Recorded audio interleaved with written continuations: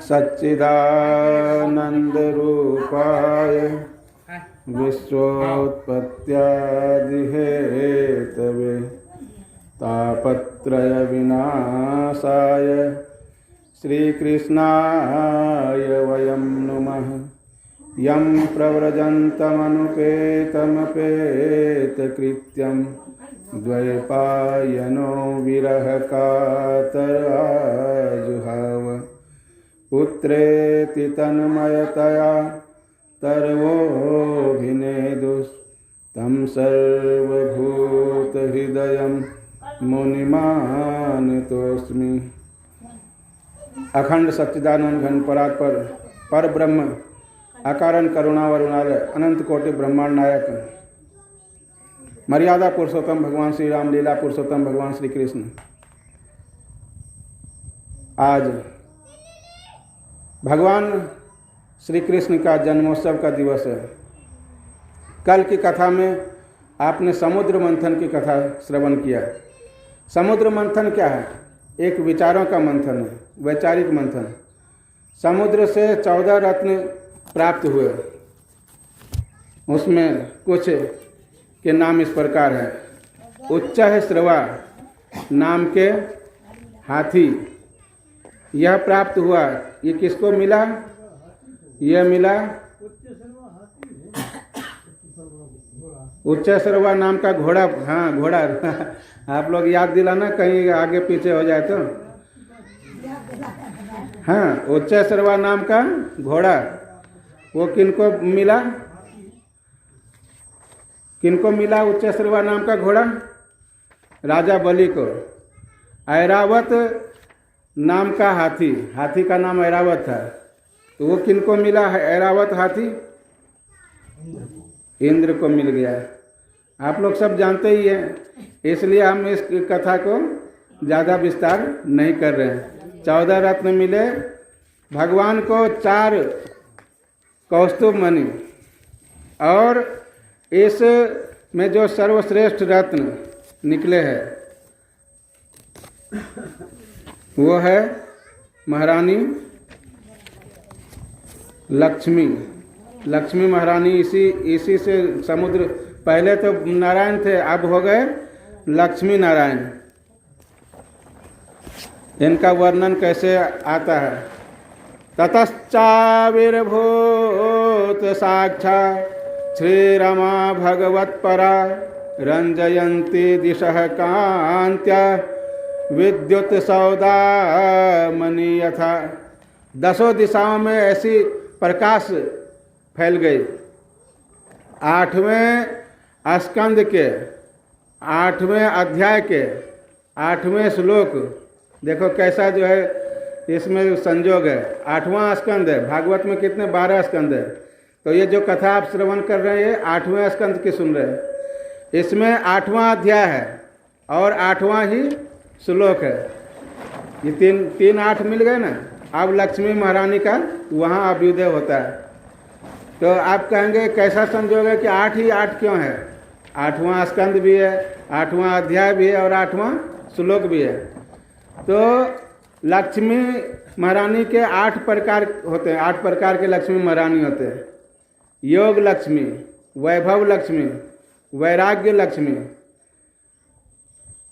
ज्ञान लक्ष्मी, और इस प्रकार के 8 लक्ष्मी होते हैं। आदमी के अंदर किसी भी, जैसे यश लक्ष्मी है, किसी के पास यश है, किसी के पास कांति है, कांति लक्ष्मी है, किसी के पास क्या है? ताकत है, तो उसमें भी एक लक्ष्मी महारानी का। तो इस प्रकार लक्ष्मी महारानी 8 प्रकार के होते हैं। इसलिए विद्या लक्ष्मी, हाँ विद्या है तो ये भी एक लक्ष्मी है। जिसके पास विद्या है वो भी एक लक्ष्मी है। वैराग्य है तो भी लक्ष्मी है। आदमी के पास जो भी कुछ है वो 8 प्रकार के रूप में लक्ष्मी 8। इसीलिए 8वें अध्याय के 8वें श्लोक में, 8वें स्कंद के 8वें अध्याय के 8वें श्लोक में लक्ष्मी महारानी का प्रादुर्भाव है। बोलिए लक्ष्मी नारायण भगवान की। लक्ष्मी महारानी ने देवताओं को वर नहीं वरा, देवताओं को कहा कि ये बहुत कामी होते हैं, हम इनको वरण नहीं करेंगे। ऋषियों को भी नहीं वरा, बोला ऋषि महात्मा बहुत क्रोधी होते हैं, तो ऋषियों को सब उनके लिए लालायित थे, सब लक्ष्मी के लिए लालायित थे, लेकिन लक्ष्मी ने भगवान विष्णु को का चयन किया, इनके अलावा किसी का चयन नहीं किया।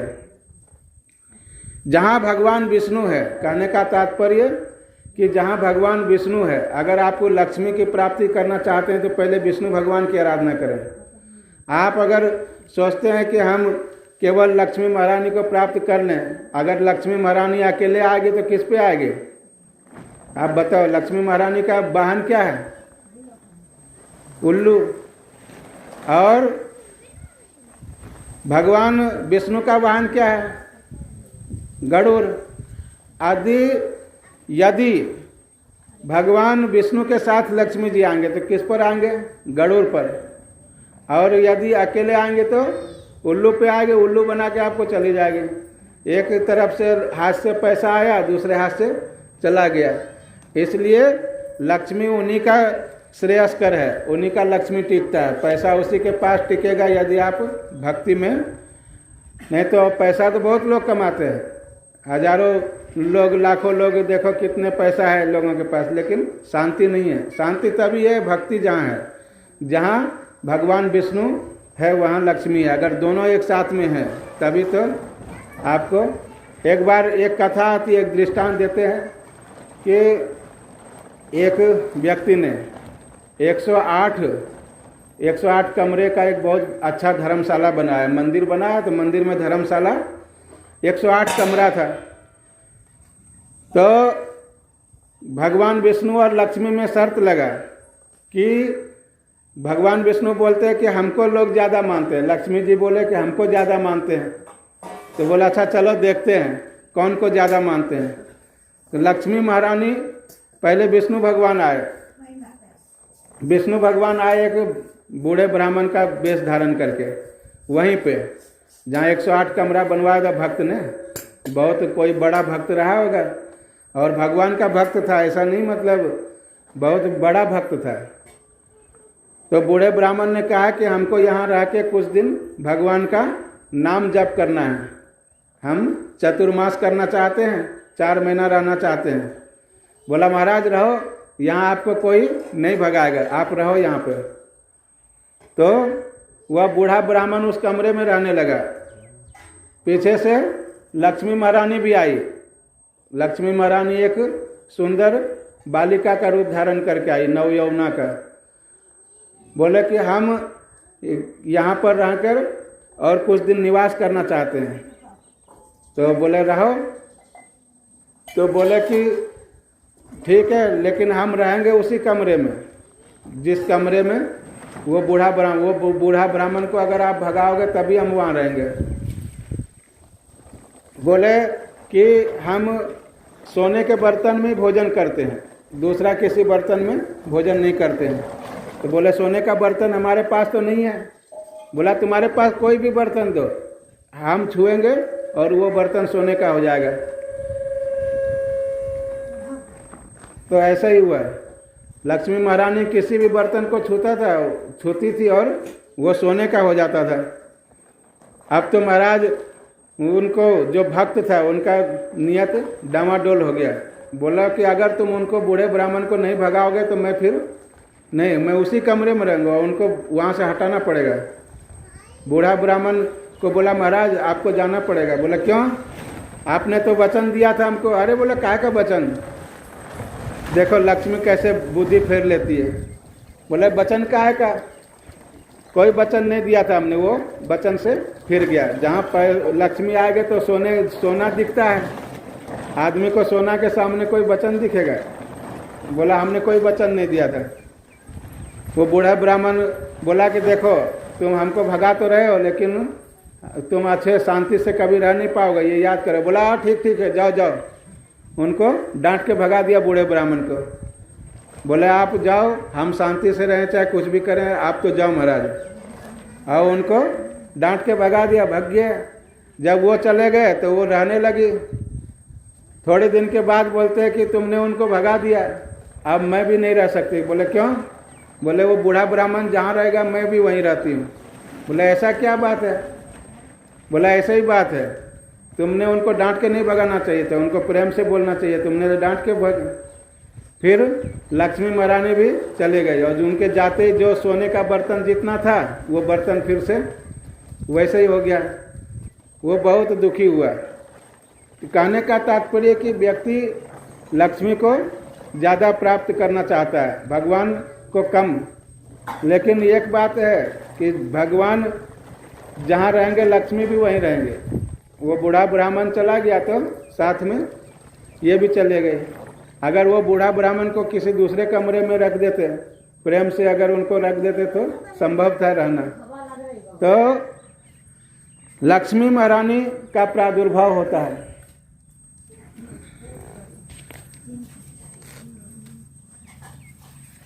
अमृत कलश का बंटवारा हमने कल बताया था। कल ये कथा हमने आपको श्रवण कराया था। अमृत कलश का बंटवारा हुआ, एक तरफ देवताओं को बिठा दिया, एक तरफ दैत्यों को। देवता के तरफ जब देवताओं की ओर इन्होंने अमृत का कलश लेकर पिलाने लगे देवता, तो दैत्यों के तरफ एक नमुची नाम का एक राक्षस था, असुर। वो समझ गया कि कुछ ना कुछ बात है, तो वो देवता का भेष धारण करके आ गया। उसने भी अमृत पी लिया। लेकिन कोई भी छुप के अमृत पिए, छद्म भेष में उन्हें अमृत पिया, इसलिए भगवान ने चक्र सुदर्शन से उनका गर्दन काट दिया। कहने का तात्पर्य यह है कि अगर आप विष पियो तो सामने पियो सबके, छुप के मत। कुछ भी खाओ पियो तो छुप के मत, अपने पंक्ति में रहो, अपने इसमें रहो। छद्म भेष धारण करके आप कोई अच्छा काम भी आप कर लोगे तो वो काम आपका समाज नहीं मानेगा। जैसे कर्ण ने ब्राह्मण मान के उनको शिक्षा दिया। परशुराम ने ब्राह्मण मान के उनको शिक्षा दिया। अगर वो बता देता कि मैं क्षत्रिय हूँ तो शिक्षा नहीं मिलता। लेकिन उनका शिक्षा क्या काम में आया? छद्म भेष धारण करके शिक्षा ग्रहण किया। वैसे तो उनने ना तो परशुराम ने पूछा था और ना इन्होंने बताया था, ना पूछा ना बताया। लेकिन फिर भी बता देना चाहिए था इनको कि मैं क्षत्रिय हूँ। अगर बता देता और शिक्षा ग्रहण करता तो सर्वोच्च धनुर्धर कौन होता है? कर्ण होता है। अर्जुन से ज़्यादा विद्या हासिल किया था कर्ण ने, लेकिन गुरु के साथ छल, किसी भी रूप में छल किया तो वो छल करने से आखिरी समय में उसको विद्या काम नहीं आई। अब तो महाराज देवताओं ने अमृत पी लिया था, देवासुर संग्राम शुरू हो गया। अभी यहाँ सियागंज में भागवत हो रहा था, तो उसमें किसी ने बताया कि श्रीमद् भागवत महापुराण में राधा नाम एक बार भी नहीं है। उसमें उन्होंने दृष्टांत भी दिया। बोले सुखदेव जी राधा बोलते ही और 6 महीने तक उनको समाधि लग जाती थी राधा, इसलिए भागवत में राधा का नाम ही नहीं लिया। अब देखो सुनी सुनाई बात है, हमने कहा कि ठीक है भाई, वो जो बोल रहे हैं तो बोल रहे हैं, हम क्यों उसमें। लेकिन यदि कोई कहे कि भागवत में राधा शब्द ही नहीं आया तो ये बात शोभा नहीं देती। अभी आपको दिखाता हूँ मैं, ये श्लोक है। कबंधास्तत्र चोत्पेतु पतितः शिरो अक्षिभिः उद्यतायुध दंडर राधावंतो भटान मृदे। अब इसमें देखो राधा लिखा है कि नहीं, यहाँ राधा।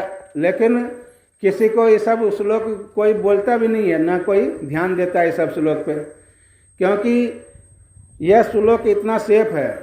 राधा क्या एक मणि के समान है। देवासुर संग्राम प्रसंग में कोई सोच भी नहीं सकता कि यहाँ राधा का नाम सुखदेव जी यहाँ पे छुपा के रखें। मणि है, राधा क्या एक मणि है। और मणि को मजबूत बक्से में छुपा के, ये देवासुर संग्राम जैसे मजबूत परिधि में उन्हें छुपा के, और ये 40वां श्लोक है, 10वां स्कंद, 8वां स्कंद के 10वें अध्याय का 40वां श्लोक है। इसमें राधा जी का नाम लिखा हुआ है। लोग वहाँ बोल रहे थे, वहाँ हमने कथा सुनने गए थे, तो हमने कहा कि देखें क्या बोलते, तो यही बात बोले कि भागवत में राधा नाम कहीं भी नहीं आया है। हमने कहा कोई बात नहीं, इनको क्यों बोलें, अगर हम उनको बोलेंगे तो वो मानेंगे नहीं। लेकिन आप लोग अगर कोई इस बात को सुने हो कहीं, तो यहाँ देख सकते हो राधा नाम इसमें लिखा है। कहने का तात्पर्य कि कहाँ पे, इसलिए भागवत का सब श्लोक 18,000 श्लोक भागवत में, और सभी श्लोक अपने आप में श्रेष्ठ है। पता नहीं किस श्लोक में अभी इसमें राधा नाम का उच्चारण है, राधा मणि है। तो अब देवासुर संग्राम शुरू हो गया महाराज। देवताओं ने अमृत पी लिया, शुक्राचार्य ने यज्ञ किया। देवासुर संग्राम में तो सब जानते हो, बलि की भी जो है, बलि भी मारा गया था, लेकिन देवताओं ने फिर उन्हें अमृत पिला के जीवित किया था। भगवान विष्णु ने जीवित करवाया था। उस संग्राम में बहुत सारे दैत्य मारे गए। भगवान विष्णु ने केवल बलि को ही जीवित कराया, क्योंकि बलि 12 महाभागवत में है, और 12 महाभागवत कभी मर नहीं सकता है। तो बलि मरने के बाद भी पुनः उनको जीवन दान दिया गया। उनके पिता बैरोचन में भी युद्ध में मारे गए थे इंद्र के हाथों। बैरोचन भी मारा गया, लेकिन उनको जीवित नहीं कराया। लेकिन जब बलि को मारा गया तो बलि को जीवित कराया, क्योंकि बलि 12 महाभागवत है। शुक्राचार्य ने यज्ञ कराया। यह है गुरु के माध्यम से किया गया यज्ञ, बहुत ही सफल हुआ। यज्ञ तो बहुत लोग करते हैं, आज भी यज्ञ हो रहे हैं, लेकिन जो यज्ञ किसी गुरु की आज्ञा से किया जाता है वह यज्ञ श्रेयस्कर होता है। जैसे कि आप गोली देखिए, गोली होता है, अगर बंदूक में लगा के आप चलाओ तो वो गोली सही उपयोग है गोली का, और ऐसे आप गोली फेंक दो बिना बंदूक का तो वो गोली आपका कोई काम में नहीं। गुलेल में पत्थर, छोटे से पत्थर गुलेल में छोड़ दोगे तो वो पत्थर कितना ज़्यादा घातक सिद्ध होता है, लेकिन ऐसे पत्थर आप फेंको तो उतना। तो कहने का तात्पर्य भी कुछ भी करो तो किसी के आज्ञा में रह के यज्ञ करो। देवताओं ने आज्ञा ठुकरा दी बृहस्पति की, इसलिए उन्होंने गुरु की अवहेलना कर दी, गुरु की आज्ञा में नहीं रहे। देवता श्रेष्ठ है और दैत्य श्रेष्ठ नहीं है, लेकिन दैत्यों ने एक उसमें खूबी दैत्यों में यह है कि वो गुरु को ही सर्वस्व मानते हैं। शुक्राचार्य के लिए वो कुछ भी कर सकते हैं। शुक्राचार्य अगर कहे कि तुम कुएं में कूद जाओ तो कुएं में कूद जाए, इतना गुरु के वचन पर विश्वास है बलि का और सारे दैत्यों का। इसलिए सारे दैत्य सफल हुए। 100 यज्ञ, 100 अश्वमेध, 7 अश्वमेध यज्ञ करने के लिए बलि ने ठाना। तीनों लोकों में बलि का पुनः आधिपत्य हो गया। अब महाराज अदिति को अपने पुत्र की दशा नहीं देखी गई। देवता तो भोग विलास में थे, उन्होंने ध्यान नहीं दिया, लेकिन माता, गुरु के बाद अगर किसी का स्थान है तो माता है, माता का स्थान है, या तो माता के बाद किसी का स्थान है तो गुरु का है, कहीं भी कह सकते हो। ये एक तरफ अगर गुरु का हाथ है तो दूसरे तरफ देवताओं के ऊपर किनका हाथ है? उनके माता का हाथ है, अदिति का।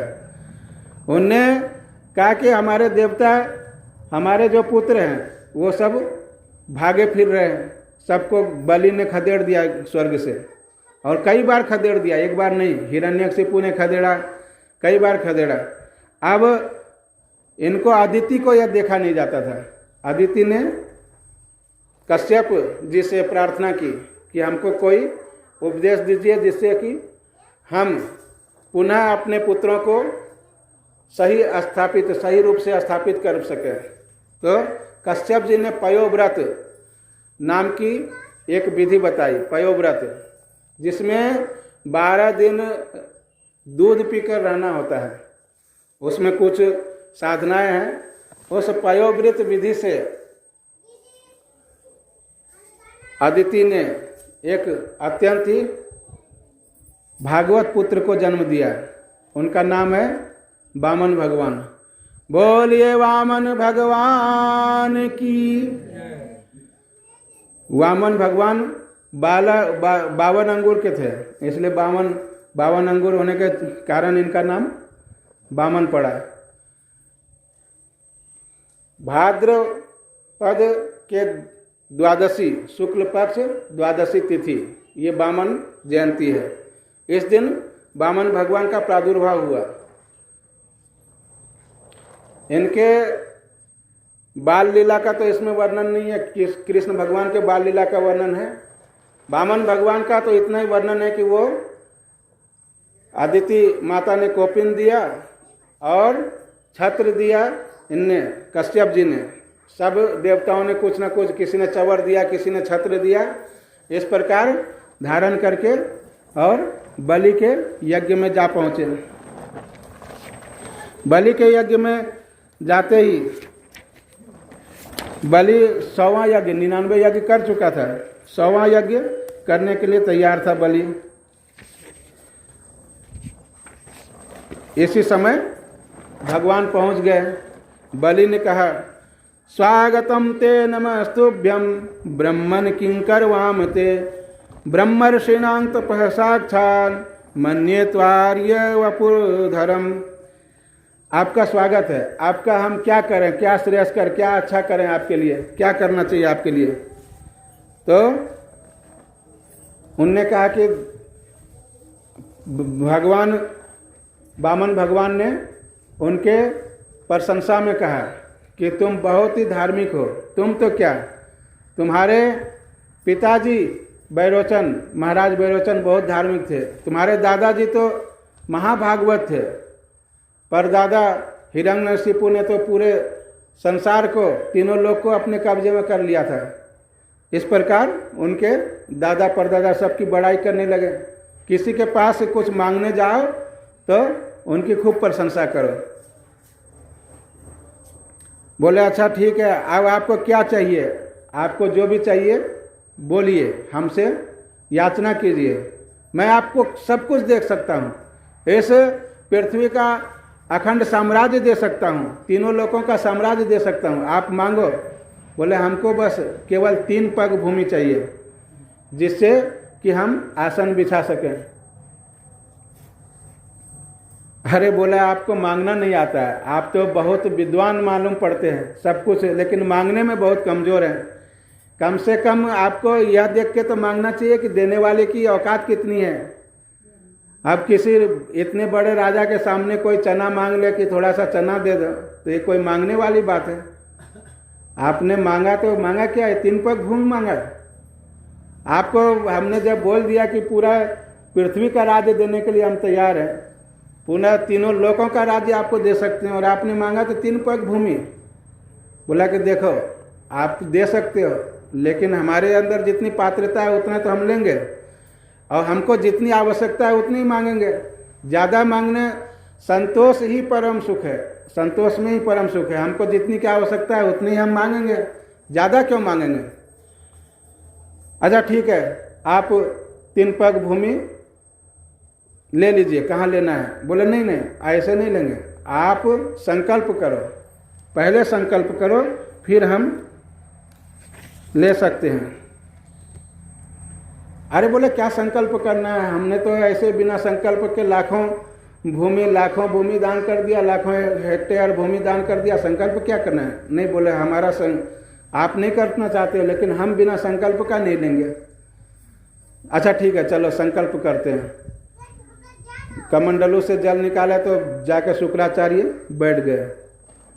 अरे भगवान समझ गए कि अब जो है ऐसे नहीं काम बनेगा। एक कुसा लेके, और कमंडलू वैसा कमंडलू होता था पहले, तो कुसा से साफ किया, कुसा से साफ किया तो उनके एक आंख फूट गया। उनने काफी रोकने की कोशिश की थी। जब संकल्प देने लगा तो शुक्राचार्य सामने आ गए और बोला, ऐस वैरोचने साक्षात भगवान विष्णुरव्ययः कश्यप अदितेर जातो देवानाम कार्य साधकः अरे वैरोचन बलि, ये कोई साधारण व्यक्ति नहीं है, ये साक्षात विष्णु है। ये कश्यप और अदिति का कार्य साधने के लिए तुम्हारे पास आया है, तुम इसे कुछ भी मत दो। बलि ने कहा कि ऐसा कैसे हो सकता है, हम तो साधारण ब्राह्मण समझ के इनको देना चाहते हैं, और स्वयं भगवान विष्णु आज हमारे पास आए और हम नहीं दें? नहीं, ऐसा नहीं हो सकता है। अगर याचक बनकर भगवान आए हैं तो उनका स्वागत है, अगर इनके जगह पे कोई साधारण ब्राह्मण होते तो भी मैं उन्हें देता। हम लोगों का जो महान व्यक्ति होता है उनका यश ही सर्व, धन कुछ नहीं है। धन तो आज है, कल नहीं रहेगा, लेकिन इतिहास हमें फिर कभी नहीं कहेगा। इतिहास के नज़रों में हम गिर जाएंगे, इतिहास कभी नहीं दोहराएगा हमें। धन हमारा समाप्त हो जाए भले ही, सब कुछ इन्हें दान देने में यदि हम स्वयं मिट जाएं तो हमको मंजूर है, लेकिन हम अपने वचन से नहीं फिर सकते। अपने गुरु का त्याग कर दिया बलि ने, भगवान की प्राप्ति के लिए बलि ने गुरु का त्याग किया, भरत ने अपने माता का त्याग किया, प्रहलाद जी ने अपने पिता का त्याग किया।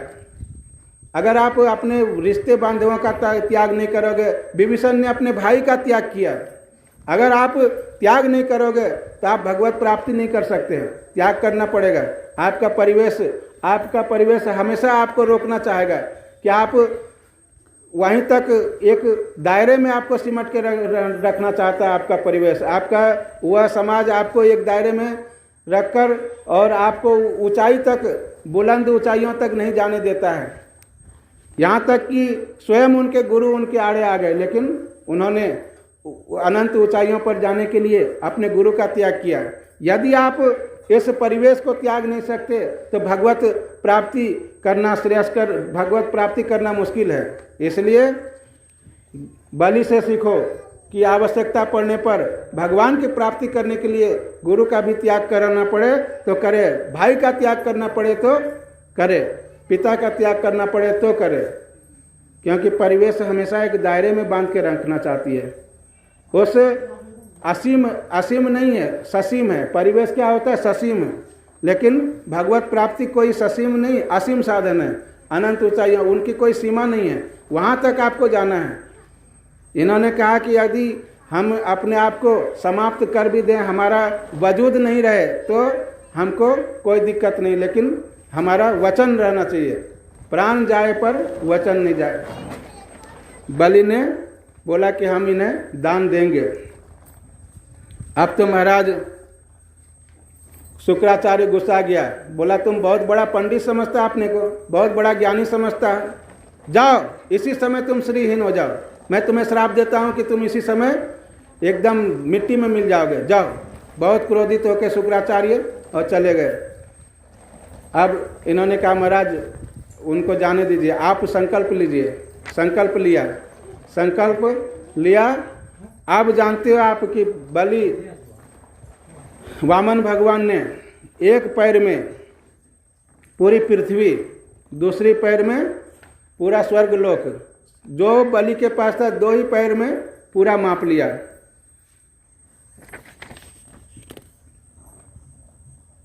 अब भगवान कहते हैं कि तुमको बहुत अभिमान था ना कि हम बहुत बड़ा दानी हैं।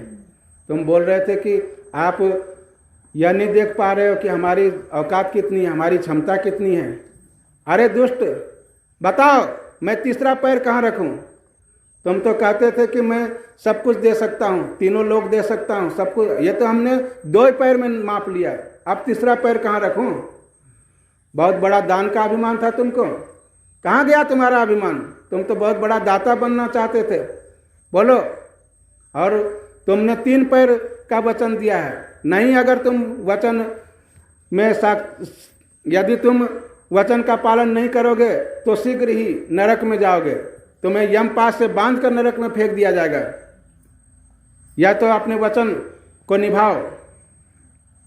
बलि ने कहा कि महाराज आपने 2 पैर में तो हमारी संपत्ति लिया है। एक बात बताइए कि संपत्ति बड़ी होती है या संपत्ति का मालिक। 2 पैर में तो आपने हमारी संपत्ति ली है, लेकिन अभी हम तो बाकी हैं। 3रा पैर आप हमारे मस्तक पर रखिए। भगवान प्रसन्न हो गए, बोले यही हम तुमसे सुनना चाहते थे। तुम्हारे जैसा दानी ना तो पृथ्वी पर कोई हुआ है और ना कोई होगा। राजा बलि यैन बद्धो बलि राजा दान इंद्रो महाबला। आज भी उनका नाम लिया जाता है। आज भी ऋषि महात्मा कभी आपको रक्षा बंधन करते हैं तो बलि राजा का नाम आज भी लिया जाता है। युग इतिहास, हमने बोला था कि इतिहास तब आपको दोहराएगी, इतिहास आपको तब याद रखती है जब आप एक ससीम से हटके असीम की ओर जाते हैं। आप उस परिवेश की उस दायरे तक ही सिमट नहीं रहना है। आपको अनंत ऊंचाइयों पर जाना है, तो यह नहीं देखना है कि आपका परिवेश आपको वहाँ तक नहीं जाने दे रहा है। सुकरात, उनको तो विष पिला दिया था, लेकिन फिर भी उन्होंने कहा कि नहीं, हम असीम से असीम की ओर जाना चाहते हैं। जूलियस सीजर रोम का एक बहुत बड़ा दार्शनिक हुआ। उनको भी जितने भी बड़े लोग हुए सबको समाज ने बहिष्कृत किया। कोई भी ऐसा बताओ जिसको समाज ने नहीं ठुकराया हो। जूलियस सीजर को तो वहीं के लोगों ने दफना दिया, बताते हैं। सुकरात को दफना दिया, लेकिन आज उसने अपने जीवन को समाप्त करने पर भी जीवन को समाप्त कर दिया, लेकिन जीवन को समाप्त करने पर भी आज उसका नाम अमर है।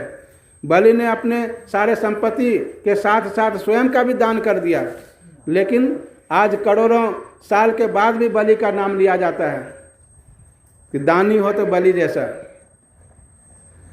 प्रहलाद जी आए, प्रहलाद जी ने भगवान की स्तुति की। आपने हमारे पौत्र पर बहुत बड़ा अनुग्रह किया। जो प्राप्त हमको नहीं हुआ, जो हमको प्राप्त नहीं हो पाया, वो हमारे पौत्र को प्राप्त हो गया। बहुत और क्या आप देना चाहते हैं? तस्मै नमस्ते जगदीश्वराय, आपको नमस्कार है प्रहलाद जी ने। और इनकी एक पुत्री थी विंध्यावली। विंध्यावली पहले उस बालक को देखकर बहुत प्रसन्न हुई थी। बोले इस बालक को तो हमको दूध पिलाना चाहिए।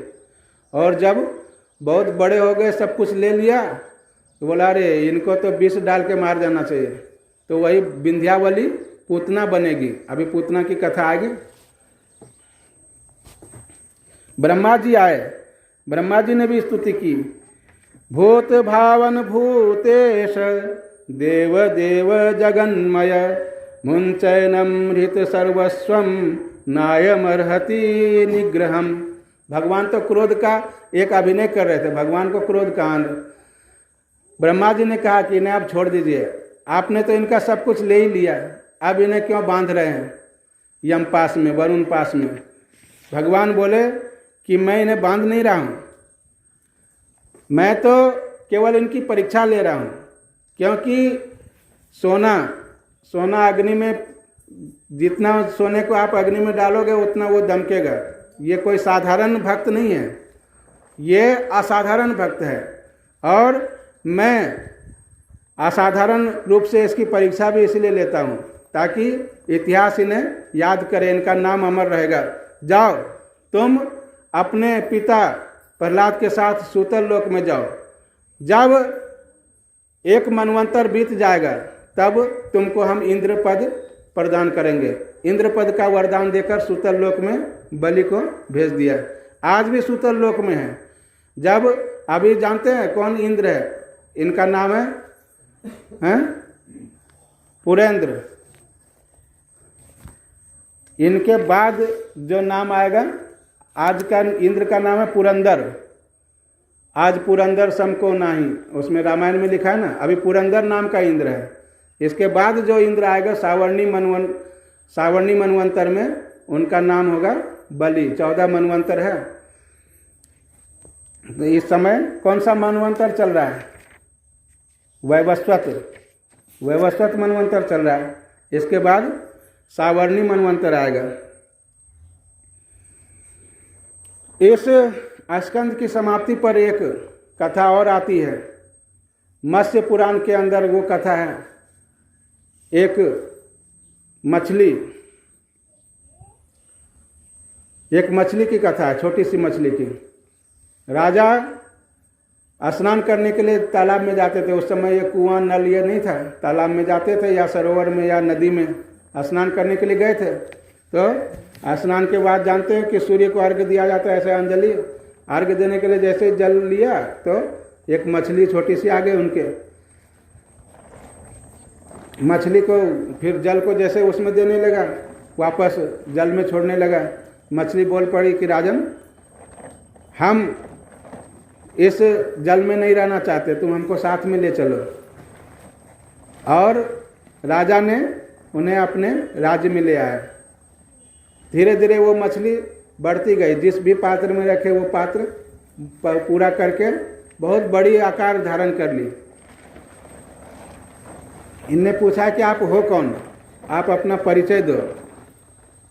तो बोले कि अब प्रलय काल का समय आ रहा है। प्रलय हर मनवंतर के बाद प्रलय आता है।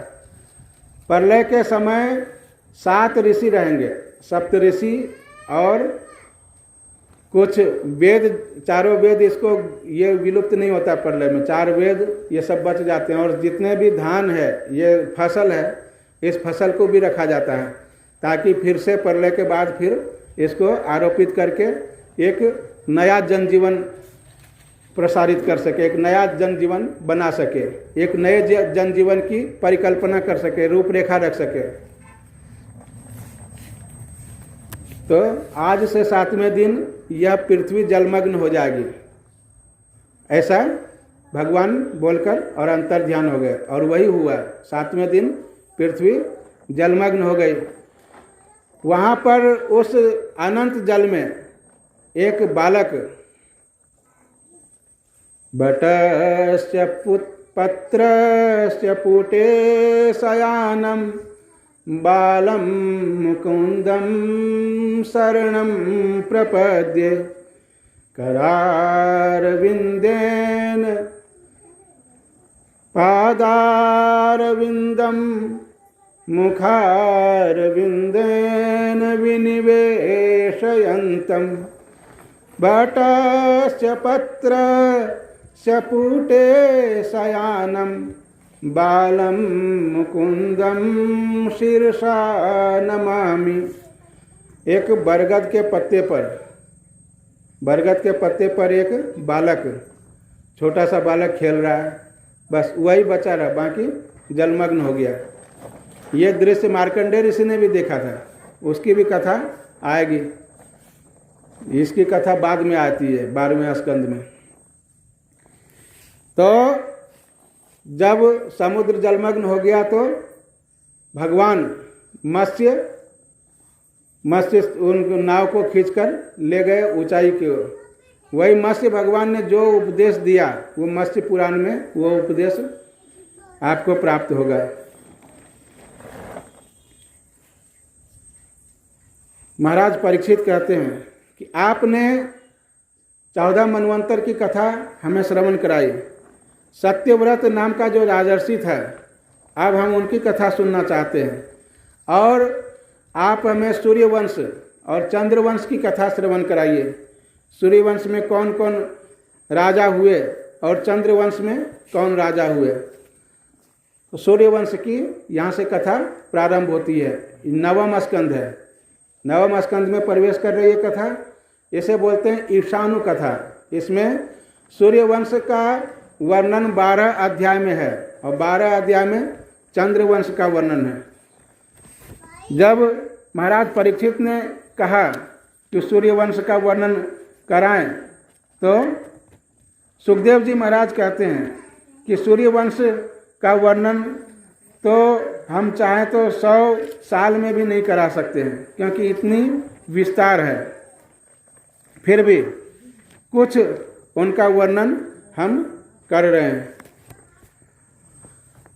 ब्रह्मा जी के पुत्र मरीचि, ब्रह्मा जी के आँख से मरीचि प्रजापति मरीचि का अभ्युदय हुआ, उनके आँख से निकला। मरीचि के पुत्र कश्यप और इनके वैवस्वत, ऐसी इनका नाम वैवस्वत हुआ। वैवस्वत के 100 पुत्र हैं। इसमें करोस के छत्र जाते हैं।